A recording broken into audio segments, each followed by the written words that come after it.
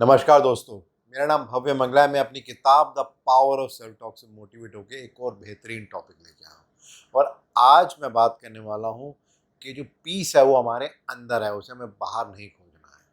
और जब तक ये वीडियो समाप्त होगा आपको समझ में आएगा कि पीस को अक्सर हम ढूंढने के लिए बाहर क्यों जाते हैं, किस तरह के चैलेंज आते हैं जब हम उसको बाहर ढूंढते हैं रात अंदर ढूंढने के, और क्या कर सकते हैं जिस तरह से इस शांति को, इस पीस को हम अपने अंदर देखें और औरों पे डिपेंड ना हो।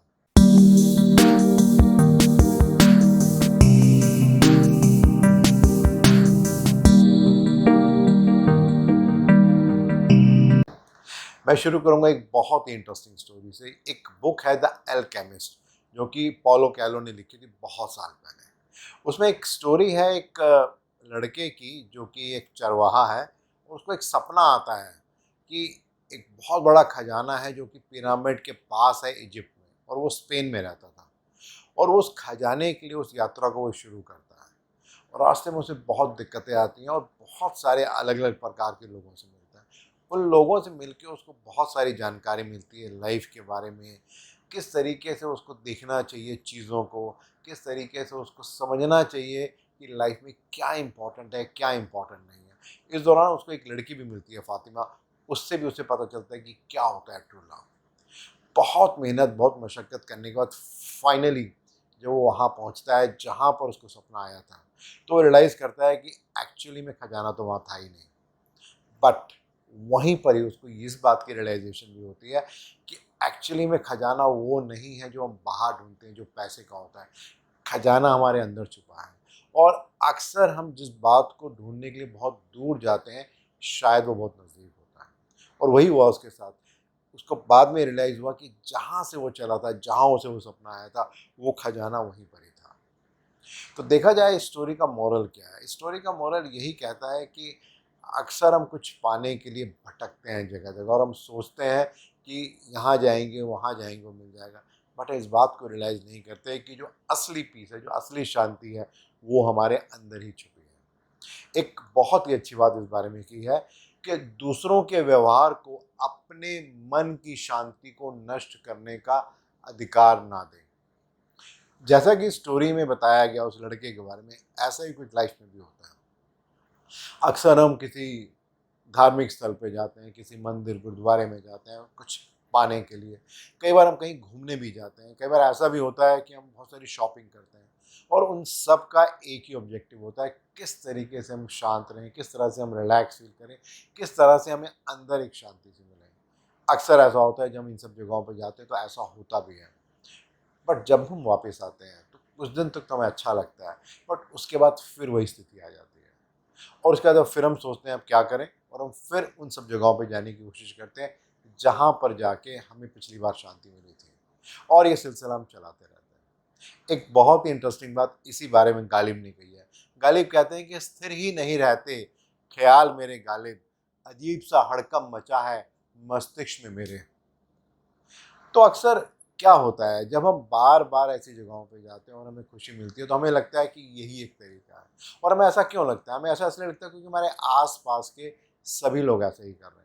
बट हम इस बात को रियलाइज़ नहीं करते कि ये जो खुशी है, ये ऐसा नहीं है कि जब हम भूख लगी तो हमें कुछ खाने के लिए गए और कुछ खा लिया और पेट भर गया। ये जो हमारी खुशी है, जो मन की शांति, ये बिल्कुल हमारे सांस की तरह है। जिस तरह से हमें 24 घंटे सांस चाहिए, ये जो खुशी है ये भी हमें 24 घंटे चाहिए। लेकिन होता क्या है, क्योंकि हमें लगता है कि आसपास के सभी लोग जब भी खुशी पाना चाहते हैं, वो किसी संत से मिलने चले जाते हैं, किसी मंदिर गुरुद्वारे में चले जाते हैं, कहीं घूमने चले जाते हैं, कहीं शॉपिंग में चले जाते हैं, और फिर वापस आते हैं और सोचते हैं कि चलो अब कुछ दिन शांति मिल गई, और हमें लगता है कि यही सत्य है।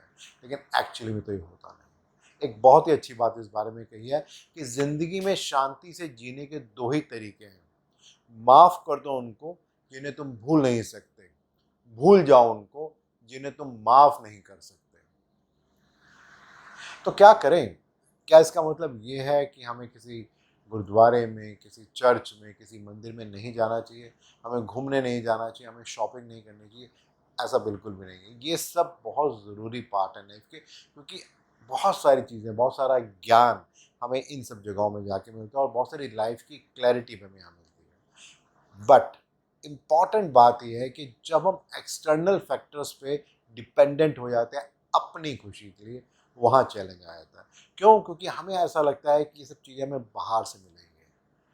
बट जब हम अपने अंदर फोकस करना शुरू करते हैं, अपने अंदर ट्रस्ट करना शुरू करते हैं, हम ये मान के चलते हैं कि जो भी कुछ हम पाना चाहते हैं उसका डिसीजन या उसका आंसर हमारे अंदर ही है, तो बहुत सारी चीज़ें आसान होने लगती हैं। अक्सर ऐसा होता है कि शुरू शुरू में जब हम अपने ऊपर विश्वास करते हैं तो सफलता नहीं मिलती, लेकिन अगर हम थोड़ी सी पेशेंस भी अपने अंदर रखें तो बहुत ज़्यादा पॉसिबिलिटी है कि मेजॉरिटी ऑफ द क्वेश्चंस का आंसर हमें अपने अंदर मिल सकता है। अब उसके लिए क्या किया जाए, किस तरीके से इसको करें, तो 3 चीज़ें हैं जिनको अगर हम लाइफ में फॉलो करें तो इसको हम कर सकते हैं। जो सबसे पहले और सबसे इम्पोर्टेंट है वो है मेडिटेशन। कई लोगों को बहुत मुश्किल लगती है, कई लोगों को लगता है इससे कुछ होता नहीं है, कई लोगों को लगता है ये ओल्ड फैशन है, लेकिन इससे बेहतरीन चीज़ कोई हो नहीं सकती जब हम अपने साथ बैठते हैं और विचार करते हैं कि क्या मेरे लिए सही है और क्या सही नहीं है। It could be as simple as that, हम जॉब चेंज करना चाहते हैं, हम डिसाइड नहीं कर पा रहे चेंज करें या ना करें। अपने साथ बैठिए, विचार कीजिए कि क्या फ़ायदा होगा और क्या नुकसान होगा। बहुत ज़्यादा पॉसिबिलिटी है कि आपको आंसर मिल जाएगा कि इस समय आपके लिए क्या सबसे सही डिसीजन है। जो दूसरी इंपॉर्टेंट बात है वो माइंडफुलनेस है, कि कैसे हमें पता रहे हम क्या सोच रहे हैं, क्या हो रहा है।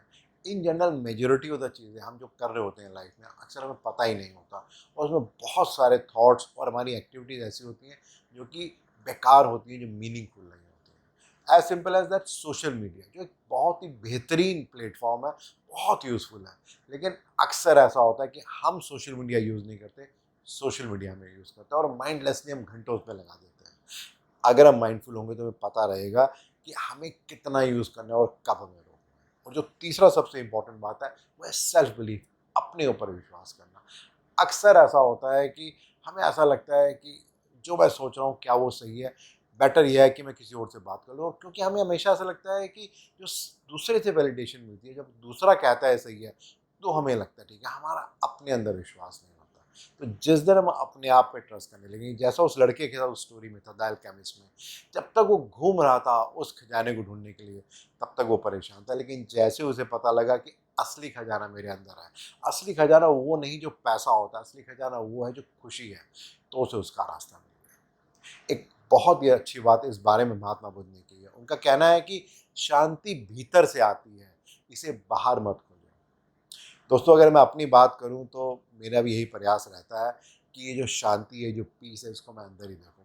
कई बार मैं भी अपने अंदर विश्वास नहीं करता, कई बार मैं भी कोशिश करता हूं किसी और से मैं कुछ हेल्प ले लूं, लेकिन जब जब मैंने अपने अंदर विश्वास किया, मुझे पा रहा है कि असली अंदर जो मेरे अंदर जो रियलिटी है, जो फैक्ट है, वो ज़्यादा अच्छा है और ज़्यादा क्लियर है, जिसमें विश्वास कर सकता हूँ। मैं अपने आप को चैलेंज कर रहा हूँ इसको करने के लिए। आप क्या कर रहे हैं? मैं इंतज़ार कर रहा हूँ आपके फीडबैक का। धन्यवाद।